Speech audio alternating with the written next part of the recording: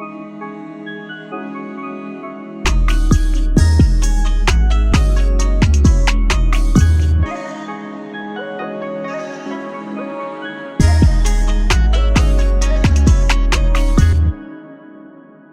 poppin', guys? Back like we never left BDA, and today I am here to discuss One Piece chapter 905. And no face cam today. I feel like I've been up too long, so I look a bit tired. So all you can hear today is my voice. I will drop something else a bit later with some face cam, just a theory I had based on the chapter. But for right now, let's talk about this epic chapter that just went down, or if you don't want to say epic, this very good chapter that just happened. So in One Piece chapter 905, we got a lot. I think personally we got a lot of stuff that we've been theorizing for the longest, and we've been anticipating, right? That's the main thing here. We've been anticipating a lot of this stuff, and I really couldn't believe what I was reading, because we just saw, it was like Oda was listening to us and he was like, all right, I'm gonna give you guys what you want this time. I think this is part of what makes One Piece great, the world building, because everything is kind of coming together right now. It's like a culmination, and this is something, again, we've been waiting on for the longest. And when the Reverie arc was announced, we really couldn't wait, and now seeing it come to fruition is just amazing. I'd always heard about the Marineford and New Marineford and where it was, and I had a picture in my mind and in my head as far as like where it was, but to see the illustration that they did, I thought that was perfect to show the importance and show the movement that the New Marineford did, and like how it really is in kind of the same place but just on the other side of the red line. So I thought that's something that they cleared up confusion for a lot of people that didn't really care that much about the New Marineford or New Marineford and where it was, but seeing it and where it is on the red line, I feel like that was great for just, I don't know, just casuals or even hardcore people that just forgot about stuff like that. I said this in my reaction, but Akainu hasn't had any new faces in the new world. It's like it's been the same face every single time, and I'm quite frankly, I'm tired of it. I mean, I love seeing Akainu, but we need to see different emotions. Of course, when Luffy's bounty was announced, we saw something slightly different, but it's pretty much in the same vein. It's always cool seeing some of the Admirals. The Fujitora thing was very interesting because I've been on both sides, but ultimately I ended up on the side where Fujitora doesn't have to be there. And Fujitora, he is at the Marine base, and it was interesting and funny as hell, his idea or his reasoning for being at Marijoa, where it's like, it's not a Marine base. And that's something that we've always discussed, where Marijoa is not a Marine base. So it's like a technicality or semantics in a way where he's like, it's not a Marine base, so I could show up there. So Fujitora being there is going to make things a bit more interesting, because you know he has an agenda. He even mentioned it in this chapter where he wants to abolish the Shichibukai system again. And at this point, Fujitora, he's headstrong and he wants to accomplish this. I like the fact that Akainu was legitimately upset at Fujitora being there, and the fact that he actually sent Green Bull to get Fujitora out of there. I mean, we all knew Akainu would be upset, but I didn't think he would be so upset to send another admiral to try and get him out of there. But we'll talk more about that later. Let's talk about Sengoku pulling up on Akainu. I thought that was an interesting interaction, because Sengoku at this point, he's, like they said, semi-retired, and he's going around. I'm not sure what his new purpose is, but for him to mention like, oh, it's a difficult job, is him kind of rubbing it in Akainu's face, saying, you always used to criticize some of my actions, some of my things that I would try to preach to you, but look at you now. Like, now you understand how difficult this job really is. So I thought that was a funny tidbit from the chapter. Again, back to the world building, where they tried to illustrate and show you just how the Marines get around and the importance of the G1 base or the G1 branch. They're highlighting the route that the world government takes to get across the red line.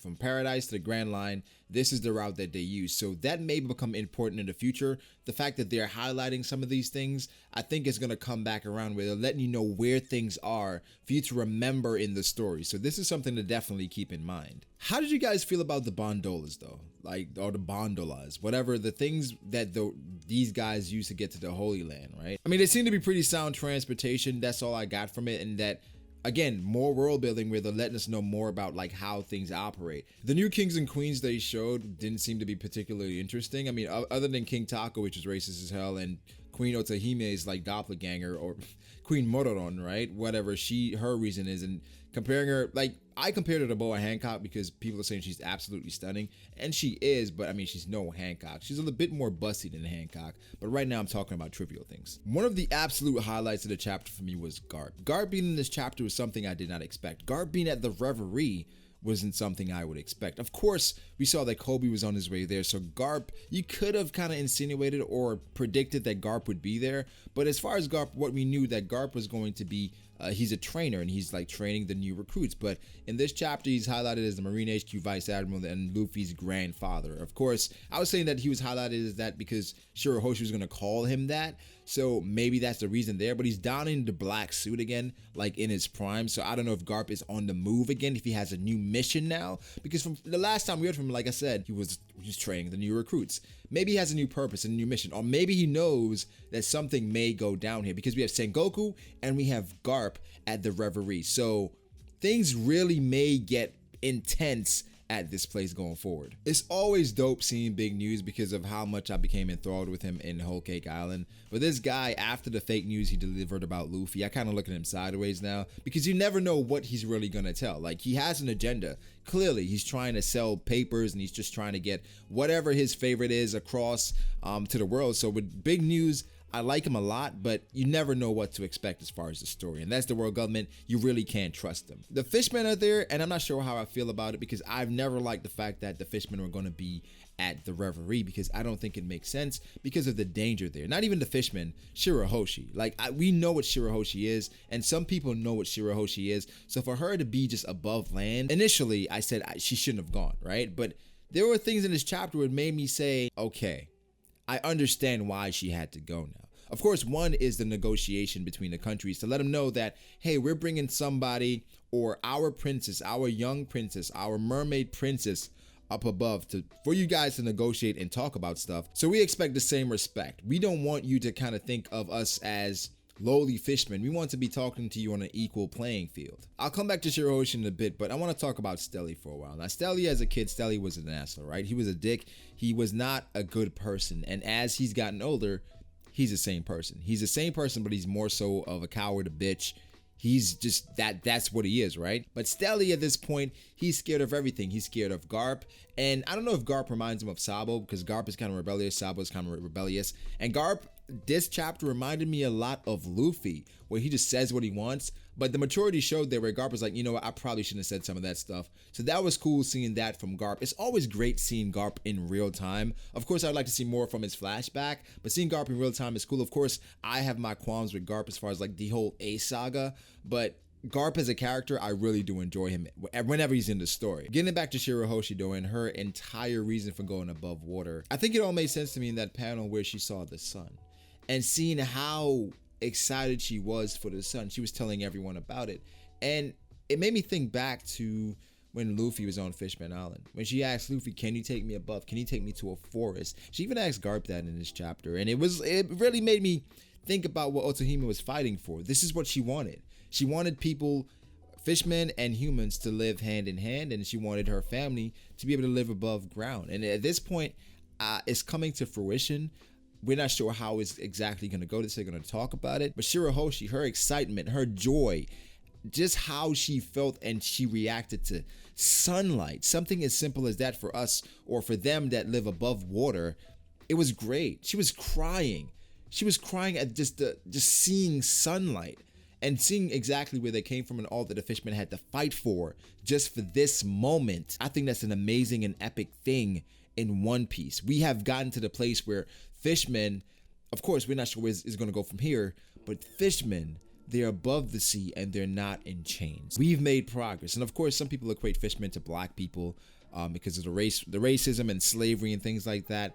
And I don't want to go that far. I don't want to get too deep here, but just seeing how she reacted to it and seeing how, thinking about how people sacrifice for her to do this, it's hard not to relate it back to some like real life experiences as far as slavery and how the themes that Oda was going for. That's why sometimes when people shit on Fishman Island, it's hard not to look at them sideways because, of course, yeah, maybe it's not your favorite arc or the best arc, but it's not a bad arc.